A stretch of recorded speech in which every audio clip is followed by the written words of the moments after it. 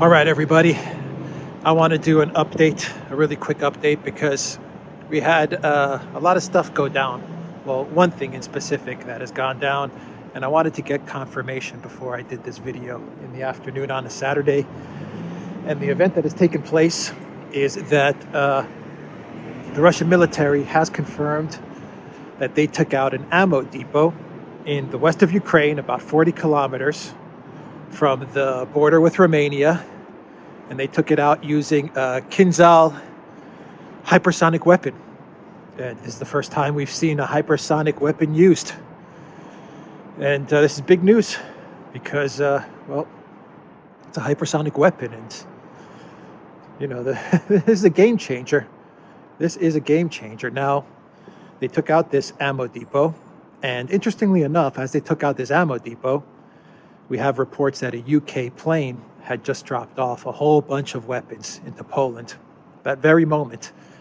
So, you know, a lot of escalation is happening. But I wanted to give you two sides to this story.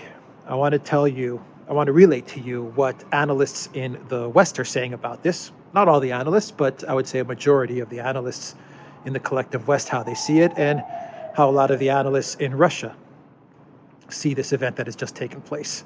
And you know, this follows the missile strike on that training facility or a mercenary facility, however you want to look at it. This follows that strike, but that wasn't hypersonic. This was hypersonic. So let's start with the collective West. The analysis there is saying, for the most part, not all of them, but for the most part, they're saying that this is a sign that Putin is getting desperate. He is he's concerned that his military is losing, and he's having to resort to showing off his hypersonic missiles. In other words, this is an act of desperation from the Kremlin, and it's a sign that Putin is losing the war, and that he is now using his hypersonic missiles as kind of a saber rattling, but also last resort type of action. In other words, to say, you know, I'm going to, if I'm going to go down, I'm going to take everything down with me, and I'm erratic, and I'm unhinged, and I'm going to start using weapons that can do a lot of damage and destruction. So that is what a lot of the analysis in the collective West is saying. From the Russian side of things, they are saying this. They're saying, number one, Russia took out a weapons depot. As they said, they're going to demilitarize. So they took out this depot in the West. The second point that they make is this shows that Russia is starting to focus day by day a little bit more on the west of Ukraine.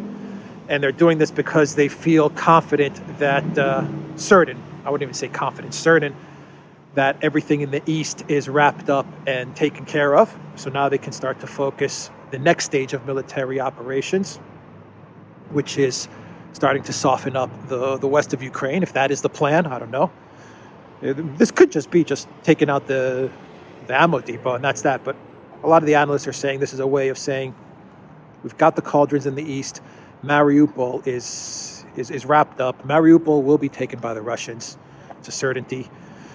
And I reported earlier that even the Ministry of Defense in Ukraine has said that the Sea of Azov is under Russian control.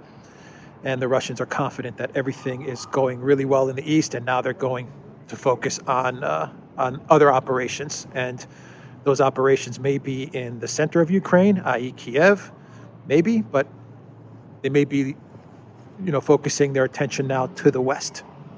That's just another point of view there.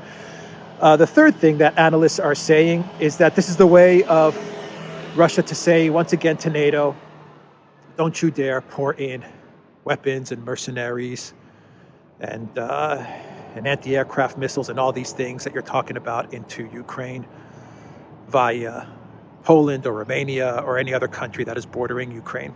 Don't you dare, because we have these weapons, and whatever you pour into the west of Ukraine, we're just going to take it out. And not only are we going to take it out, we're going to take it out using hypersonic missiles.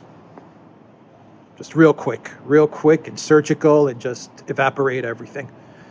So that's another way that's another thing that people are saying. with regards to this missile strike, this hypersonic missile strike. There's a fourth thing that you can think about with regards to this. This is a way of the Russian military testing out these weapons in real combat. That's another thing. They're kind of saying, okay, we've got these hypersonic weapons. What good are they if we don't use them? That's the Greek military, they have this saying. A lot of people in the Greek military, they always say, what good is an army and what good are weapons if you don't use that army or those weapons? So, going along those lines, this could be the way for the Russian military to say, well, we've got these hypersonic missiles, let's give it a go. And yeah, why not, I guess. Anyway, I wanted to give everybody these two perspectives as far as what happened with this hypersonic missile. This is a big event. It's a very, very big event. And what else? Oh, one more quick story that I want to relate to everybody. It has to do with Syria.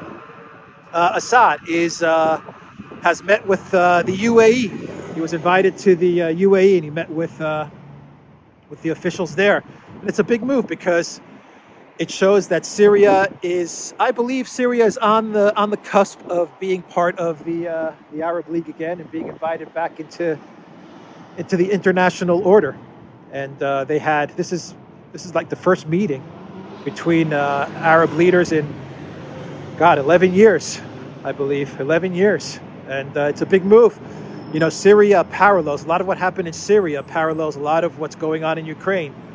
The White Helmets, the moderate rebels in Syria. In Ukraine, you have the Azov and the NAZIs. The funding that the U.S. and Obama and Vice President Biden gave to Syria in order for regime change of Assad. Assad must go. And in Ukraine, you have the propping up of puppet Zelensky and the weapons and the military aid that's being given to these Azov militia guys. In Syria, you had IS jihadists, Islamic State jihadists, and Obama branded them moderate rebels. In Ukraine, you have these far right radical forces that the media is whitewashing and is now saying these radical forces don't exist. So there are a lot of parallels with regards to Syria and Ukraine, and even a lot of parallels with regards to how the Russian military is operating in Ukraine and how they operated in Syria. We talked a lot about the cauldrons and creating these enclaves. The enclave in Idlib, where Russia dumped a lot of these IS jihadists after they created the humanitarian corridors and cleared out civilians from these cities. And you're seeing a lot of that in Ukraine as well, these humanitarian corridors and clearing out the cities and trying to denazify, as Putin calls it, the denazification operation, demilitarization operation. So there are a lot of parallels, but the main point of what I'm talking about today is that Assad, he won, and now he's being let back into the international community, and he won against all odds. He took on Obama, and he beat Obama, and he beat Nikki Haley and Samantha Power and Cameron and Merkel and Hollande and Macron and all of these people that kept on yelling, Assad must go. Well, Assad didn't go. Those people are not in office anymore, but Assad is still in office. And he underwent false flag, chemical weapons false flags as well. And what are you hearing in Ukraine? False flags. So a lot of the same playbook in Syria has been carried over into Ukraine. Syria could be seen as a dry run for everything that's going on in Ukraine. But yeah. So Assad is standing. He is still standing and standing strong. And the Syrian people fought for their independence, and they won it. It was hard. A terrible thing that happened in Syria, but it just goes to show that if you play the long game, eventually you win out. The right cause does win in the end. And I think that's an interesting development. So I just wanted to kind of get that out there because I think it is big news. And I'll leave the video there, everybody. A quick update, but an important update to the Duran.locals.com. Take care.